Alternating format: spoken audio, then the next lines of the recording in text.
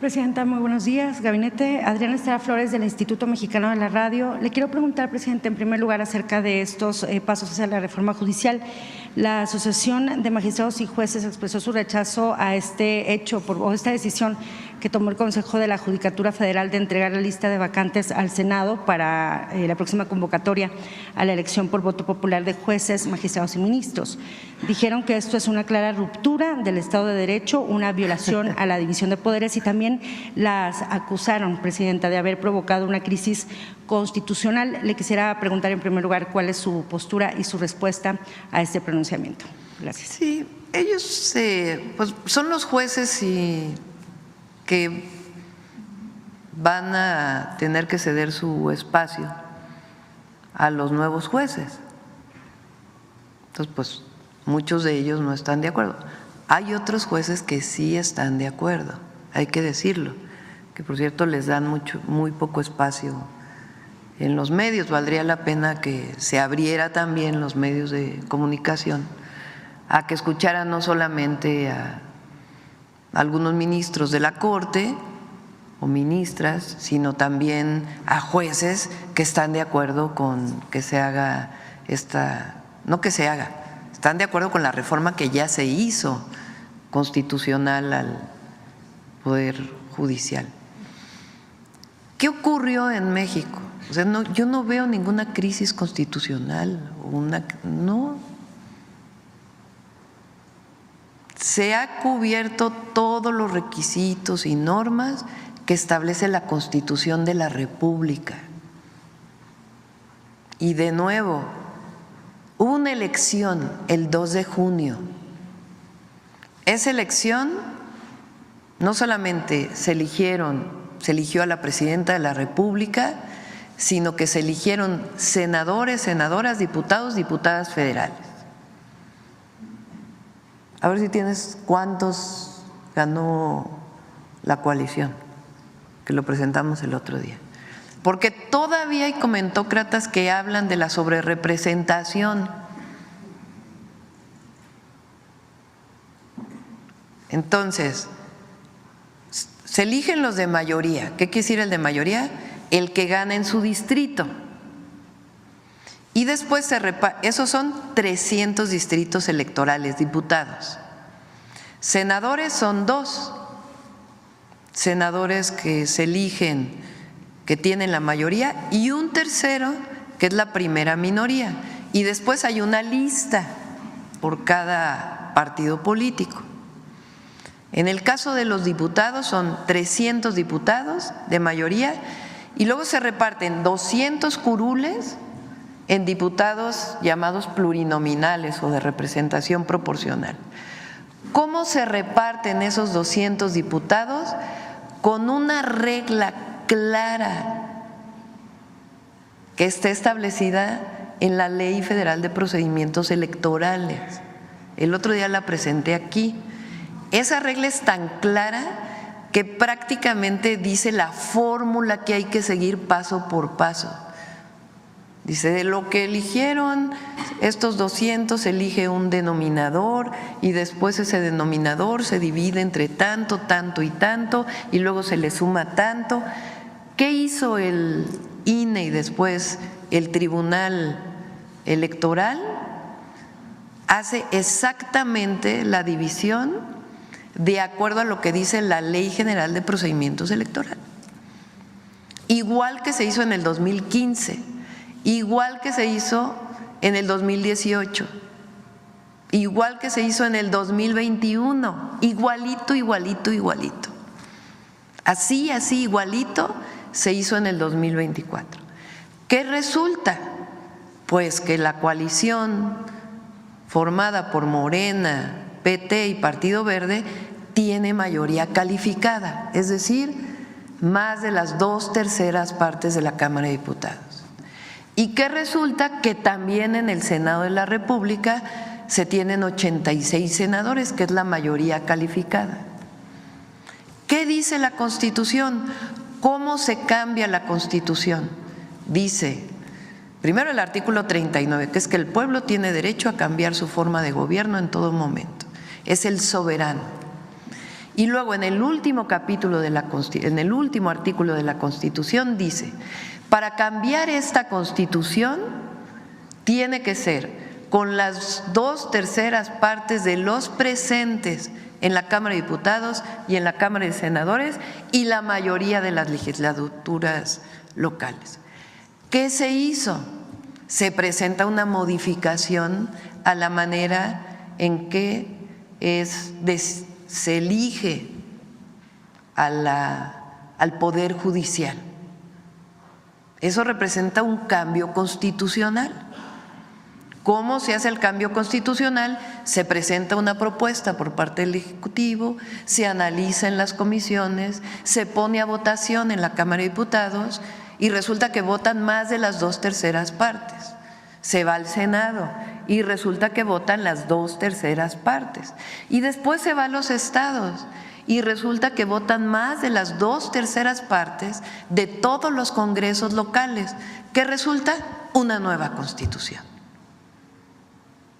Entonces, quien defiende sus propios privilegios ha presentado amparos, pero resulta que el amparo no es para un asunto constitucional, es o para leyes secundarias o para un acto que comete una autoridad.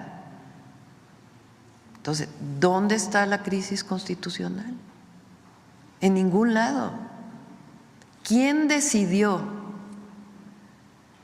con base en la Constitución, con base en las reglas que se aplicaron en el 2012, con las mismas reglas que se aplicaron en el 2018, con las mismas leyes? ¿Quién decidió que avanzara el llamado Plan C? El pueblo. Por eso 8 ministros de la Suprema Corte no pueden detener este cambio constitucional que ha seguido paso por paso todas las reglas establecidas en nuestras leyes y en nuestra Constitución.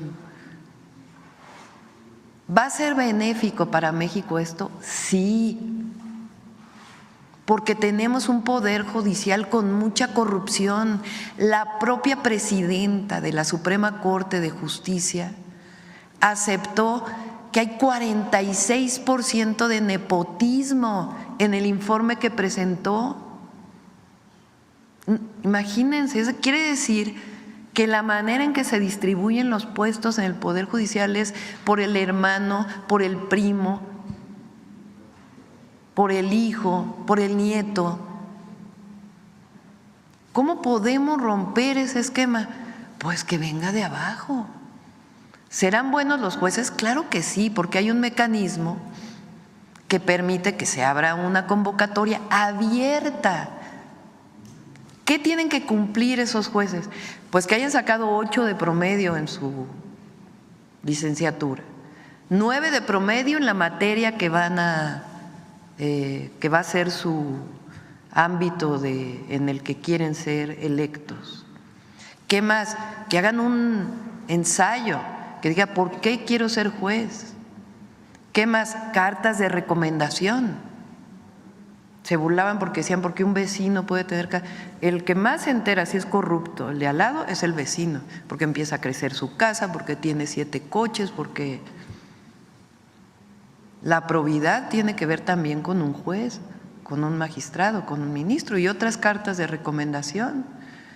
Ya que viene eso, entonces se abre una convocatoria, se inscriben 3,000, supongamos. De esos 3,000 que se inscriben, pues entonces hay un comité en el Ejecutivo, un comité en el Legislativo y un comité en el Judicial. ¿Quién nombra ese comité? Nos va a tocar en el Ejecutivo nombrarlo a nosotros. ¿A quién vamos a poner en ese comité? Pues abogados de buen prestigio, que tengan reconocimiento también por su probidad y también que representen los intereses del pueblo y de la nación. Ellos, permítame que termine porque sí, claro, es importante que se… Entonces se hace Entonces, primero se va a revisar, ¿cumple o no cumple? Que presentó su título y su título de maestría. Pues primero hay que revisar si sí son válidos esos títulos, que si sacaron las calificaciones, pues hay que revisarlo. Se revisan las cartas. A partir de ahí se hace una primera selección. Después de esa selección, este comité puede entrevistarlos. A ver, te voy a entrevistar. ¿Por qué quieres ser juez? ¿Qué sabes de la materia penal? Y de ahí pues se selecciona otro grupo. Supónganse que de un magistrado, de un ministro, salen 6 finalistas. De esos 6 finalistas se hace una tómbola para que sean 3 los que se vayan a la elección. ¿De dónde dicen que Morena va a poner a sus jueces? No, lo que pasa ahora es que es una corruptela tremenda. Entonces, al venir de abajo de un proceso distinto, pues obviamente vamos a tener un mejor poder judicial. Ahora, llevan casi 3 meses en paro, cobrando. ¿Cómo? ¿Dónde está el acceso a la justicia que tanto defienden? Entonces, por eso digo, no hay crisis constitucional. Y los 8 ministros que están en contra, ministras, no tienen atribuciones para parar una reforma constitucional. Ya lo dijo el propio Diego Valadez, que no es precisamente una persona que haya hablado a favor de esta reforma o que digan que es de el movimiento del que provenimos nosotros. Entonces, la reforma judicial al Poder Judicial va. Y el Consejo de la Judicatura hizo lo que dice la Constitución. La Constitución mandata al Consejo de la Judicatura para enviar las vacantes, el número de jueces, magistrados y ministros, o magistrados y jueces. Es un mandato constitucional. ¿De dónde están faltando los 4 que votaron a favor de enviar esta lista? ¿Actuando en contra de qué? Si es un mandato de la Constitución que viene de este proceso de elección. ¿Considera entonces que el Consejo de la Judicatura no desacató entonces suspensiones judiciales? No, porque es un mandato constitucional. Ellos saben que por encima de la Carta Magna no hay nada. Entonces, están cumpliendo con lo que le mandata la Constitución. ¿Será más bien, Presidenta, que es el Poder Judicial, o usted ve que el Poder Judicial es el que está intentando provocar una crisis constitucional? No, yo no hablo de crisis, yo no creo que haya crisis. México está muy bien, económicamente, políticamente, en términos de gobernabilidad, de mejora en el nivel de vida, y vamos a estar mejor. Y la reforma al Poder Judicial nos va a hacer un mejor México. Eso yo creo que todos debemos estar convencidos y convencidas.